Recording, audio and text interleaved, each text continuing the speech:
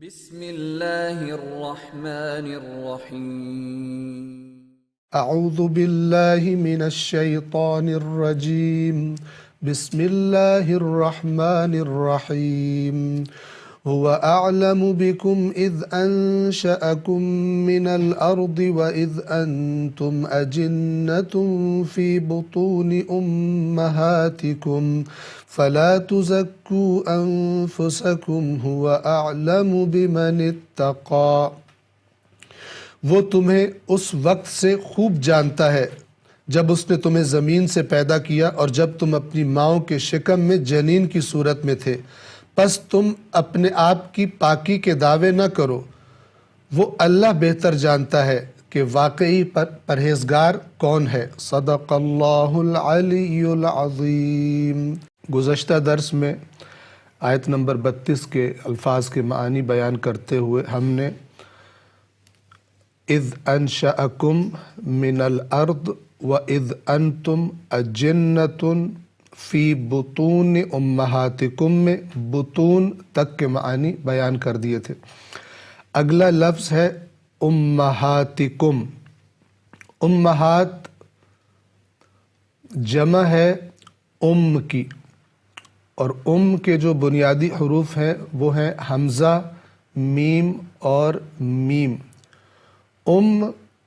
عربی زبان میں ماں کو بھی کہا جاتا ہے، اصل میں ماں کو کہا جاتا ہے جس کے بطن سے انسان پیدا ہوتا ہے، اور اس کے بعد پھر ماں کی ماں اور اس کی ماں اوپر تک چلے جائیں سب کو کہا جاتا ہے، اور اسی وجہ سے حضرت حوا کو بھی تمام انسانوں کی ماں کہا جاتا ہے۔ امہات کی جمع ہے، امہات یعنی مائیں، کم تمہاری، فی بطون امہاتکم یعنی جب تم جنین کی صورت میں تھے، جب تم جنین تھے اپنی ماؤں کے شکم میں، اور بطون چونکہ جمع ہے شکموں میں، اس وقت سے اللہ تبارک و تعالی تمہیں اچھی طرح جانتا ہے۔ اگلا جو لفظ ہے فلا تزکو، فا کا معنی ہے تو یا پس، لا تزکو کا اس آیت میں جو ترجمہ ہے وہ اپنے آپ کو پاکیزہ نہ کہو کہ میں بڑا پاک ہوں، میں بڑا نیک ہوں، میں بالکل گناہگار نہیں ہوں، اس اعتبار سے اپنے آپ کی پاکیزگی کا دعویٰ نہ کرو۔ لا کا معنی واضح ہے نہیں یا نہ، اردو زبان میں اس کا ترجمہ کیا جاتا ہے۔ تزکو ایک اہم لفظ ہے، اس کی مختلف شکلیں مختلف معانی میں، بنیادی معنی ایک ہی ہوتا ہے، لیکن جب لفظ کی شکل بدل جاتی ہے تو پھر کے معنی میں بھی ایک تبدیلی آتی ہے، جیسے کہ ہم پہلے بھی بیان کر چکے ہیں۔ تو لفظ تزکو کا معنی توجہ کے ساتھ سنیں گے۔ تزکو کے جو بنیادی حروف ہیں وہ ہیں زا، کاف اور واو، جس سے معروف لفظ بنتا ہے زکوٰۃ۔ زکوٰۃ کا لفظ جب ہم سنتے ہیں تو ہمارے ذہن میں کیا آتا ہے؟ وہ مال میں سے خاص حصہ جو نکال کر اللہ کے حکم سے دے دیا جاتا ہے فی سبیل اللہ، اسے زکوٰۃ کہتے ہیں۔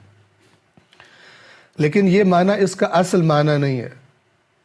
اگر اصل معنی معلوم ہو تو پھر اس لفظ کی خوبصورتی، لفظ زکوٰۃ، حتیٰ کہ وہ جو زکوٰۃ نکالی جاتی ہے اس کا بھی خوبصورت مفہوم ہم پر واضح ہو جاتا ہے کہ قرآن کریم نے اس مال دینے کے لیے یہ لفظ کیوں استعمال کیا ہے۔ توجہ فرمائیے، عرض کیا کہ زا، کاف اور واو بنیادی حروف ہیں تزکو کے، جس سے لفظ زکوٰۃ بنتا ہے۔ الزکوٰۃ کا جو اصل معنی ہے وہ ہے کسی چیز کا بڑھ جانا، کسی چیز میں نمو ہو جانا، نمو وہی بڑھنا ہے، زیادہ ہو جانا، لیکن ایسا بڑھنا اور ایسا نمو کہ جس کا سبب برکات الہی ہوں۔ اللہ تبارک و تعالی کی عطا کردہ برکت سے جب کوئی چیز بڑھتی ہے تو اس کو زکوٰۃ کہتے ہیں۔ اگر اس معنی کو اور اچھی طرح سمجھنا ہو مثال کے ذریعے، عرب، ظاہر ہے کہ یہ جو لفظ زکوٰۃ ہے اس کو اسلام کے آنے سے پہلے اور قرآن کریم کے نازل ہونے سے پہلے بھی عرب استعمال کرتے تھے۔ کہاں استعمال کرتے تھے؟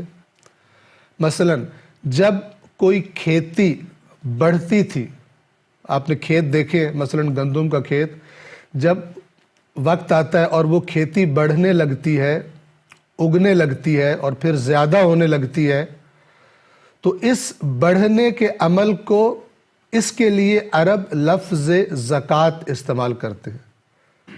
بس اب آپ توجہ کریں کہ اللہ نے جو فرمایا ہے کہ مال دے دو، اس کا نام زکوٰۃ رکھا ہے، تو اس کا اصل مفہوم ہم کیا سمجھتے ہیں؟ جب مال دیا جائے تو کم ہو جاتا ہے، لیکن اللہ نے جو لفظ اس کے لیے استعمال کیا ہے وہ مال کو بڑھاؤ۔ زکوٰۃ یعنی بڑھنا۔ مفہوم کہاں سے لیا ہم نے؟ عربوں کے استعمال سے۔ پہلے بھی کاروان قرآن کے درسوں میں ہم نے عرض کیا کہ اللہ تبارک و تعالی نے قرآن مجید میں جو الفاظ استعمال کیے ہیں، خداوند عالم کو سب سے بہتر معلوم تھا کہ جب یہ لفظ قرآن کریم میں استعمال ہوگا اور اس معاشرے کے عرب اس کو سنیں گے تو ان کے ذہن میں کیا تصور آئے گا، کیونکہ وہ اس لفظ کو پہلے سے استعمال کرتے ہیں۔ جو پہلا معنی ان کے ذہن میں آئے گا وہ کیا ہوگا؟ لہٰذا عرب کس بس معنی میں استعمال کرتے تھے؟ جب کھیتی بڑھتی تھی تو کہتے تھے یہ کھیتی کیا کر رہی ہے؟ زکوٰۃ کر رہی ہے۔ زکا الزرع، زر کہتے ہیں کھیتی کو، کھیت کو۔ کھیتی بڑھ گئی، پھلنے پھولنے لگی۔ اسی سے پھر زکوٰۃ کا وہ اصطلاحی معنی ہے جو شریعت میں آیا، مال میں سے ایک حصے کو ادا کر دینا، اور اس سے بھی اللہ تبارک و تعالی نے جو لفظ استعمال کیا ہے، پتہ چلتا ہے کہ ہم جب اللہ کے راستے میں کوئی مال دیتے ہیں تو وہ مال بڑھتا ہے، وہ مال کم نہیں ہوتا۔ چاہے خداوند عالم اسی دنیا میں اس کو بڑھا دے، اگر مصلحت دیکھے بندے کی کہ اس بندے کو زیادہ دیا جائے تو یہ گمراہ نہیں ہوگا، اور یا یہ کہ اس مال کے بدلے میں آخرت میں اس کے اجر کو کئی گنا بڑھا دے۔ پس زکوٰۃ بڑھنے کے معنی میں ہے، کم ہونے کے معنی میں نہیں ہے۔ جو لوگ اللہ کی آیات پر ایمان رکھتے ہیں وہ اس خوف سے مال نہیں روکتے اپنا کہ میں مال دوں گا اللہ کے راستے میں تو کم ہو جائے گا، اس لفظ کے اصل مفہوم کو سمجھتے ہوئے۔ یہاں پر ایک اور نقطے کی طرف بھی توجہ کریں۔ کھیتی کب بڑھتی ہے؟ جب کسان ان تمام رکاوٹوں کو دور کر دے کہ جو کھیتی کے بڑھنے میں رکاوٹ ہے۔ ایک کام اللہ کی طرف سے ہے اور ایک کام کچھ کام اللہ نے بندے کے ذمہ لگائے ہوتے ہیں، کسان کے ذمہ لگائے ہوتے ہیں۔ مثلا جب کھیتی بڑھنے لگتی ہے تو مثال کے طور پر جڑی بوٹیاں جو بیچ میں خود رو ہوتی ہیں، خود ہی اگاتی ہیں، وہ فصل کو پھلنے پھولنے سے روک دیتی ہیں، پیداوار کو کم کر دیتی ہیں۔ تو کسان کیا کرتے ہیں؟ ان جڑی بوٹیوں کو پاک کر دیتے ہیں، صاف کر دیتے ہیں۔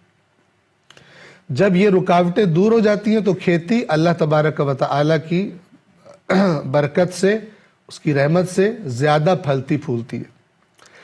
اسی سبب سے یہ جو جڑی بوٹیوں کو ہٹانا ہے اور جڑی بوٹیوں سے پاک کر دینا ہے جو بڑھنے میں رکاوٹ تھی، اسی معنی کی مناسبت سے زکوٰۃ کا معنی پاکیزگی بھی کیا گیا ہے۔ زکوٰۃ کا معنی پاک کرنا۔ اب توجہ کر رہے ہیں، دو معنی ہو گئے، ایک پھلنا پھولنا، اور کوئی چیز کب پھلتی پھولتی ہے؟ جب اسے ان تمام چیزوں سے پاک کر دیا جائے کہ جو اس کے پھلنے پھولنے میں رکاوٹ ہے۔ اس مناسبت سے زکوٰۃ کا معنی پاک کرنا بھی، پاکیزگی بھی کیا جاتا ہے۔ اس کو جاری رکھیں گے۔ والسلام علیکم ورحمۃ اللہ وبرکاتہ۔